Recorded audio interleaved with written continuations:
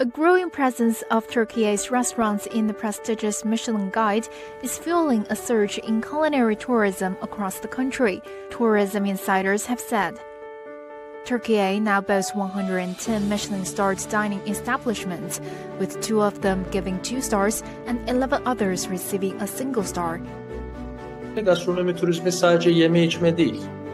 O açıdan gastronomi turizmi diğer turizm çeşitleriyle kıyaslandığı zaman da birazcık daha özel bir anlam taşımaya başlıyor. Türkiye turizminin markalaşması açısından, marka değerimizin artması açısından, Michelin rehberine giren restoran sayılarımızın artması Türk turizminin gelişmesine uzun vadede ciddi katkı koyacaktır. An owner of the local tourism company also highlighted the increasing trend of Chinese tourists dining at Turkey's top-tier restaurants, including those boasting Michelin stars.